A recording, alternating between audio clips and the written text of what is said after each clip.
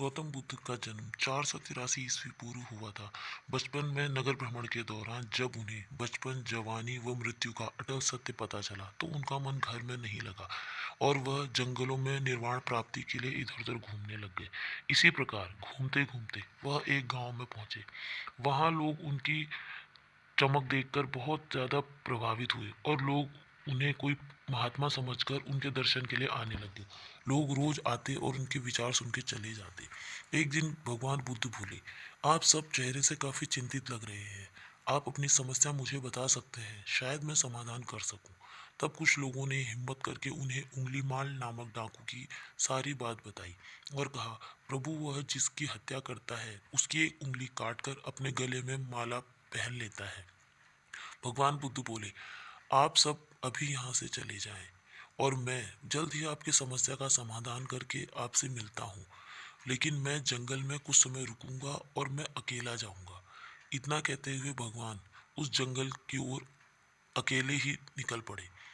जैसे ही वह जंगल में प्रवेश करते हैं, तो उंगलीमाल नामक डाकू उन्हें देख लेता है और सोचता है, यह कौन पुरुष है जो मेरे होते हुए इस जंगल में अकेले आने की साहस कर रहा है। और वह उनका पीछा करने लगता है।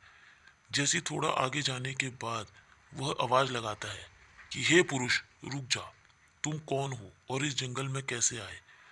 भगवान बुद्ध पहले कुछ नहीं बोलते, फिर उससे कहते हैं, मैं इस जंगल से चला जाऊंगा, लेकिन क्या मैं तुम एक मेरा काम कर सकते हो? मैंने तुम्हारे बारे में बहुत सुना है, तुम बहुत ही खूंखार डाकू हो। उंगलीमाल बोलता है, हाँ बताओ क्या काम करना है?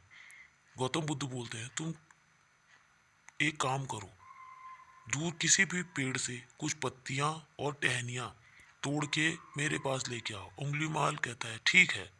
वह ऐसा ही करता है, कुछ पत्तियां और टहनियां तोड़ के भगवान बुद्ध के सामने रख देता है और बोलता है, लो, मैंने तुम्हारा काम कर दिया, अब तुम इस जंगल से चले जाओ। भगवान बुद्ध कहते हैं, अब एक काम करो, इन पत्तियों और टहनियों को वापस पेड़ में जोड़ दो। उंगलीमाल डाकू नाराज हो जाता है और बोलता है, क्या मैं ऐसा कैसे कर सकता हूँ? जो मैं आपने मुझसे पहले कहा मैं वह कर चुका हूँ, अब मैं ऐसा कुछ भी नहीं करने वाला, और उन पर हमला करने लगता है। भगवान बुद्ध बोलते हैं, यही मैं तुम्हें समझाना चाह रहा हूँ। एक कुछ पत्तियां जो तुमने जंगल से तोड़ी थी उन्हें तुम वापस पेड़ में तक नहीं लगा सकते, तो तुम किसी व्यक्ति की हत्या करने वाले कौन होते हो?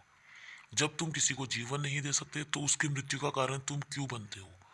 और इस बात को सुनकर उंगलीमाल डाकू का हृदय परिवर्तन हो जाता है। वह तब से यह सारी बुराइयां छोड़ के अच्छे काम करने लगता है।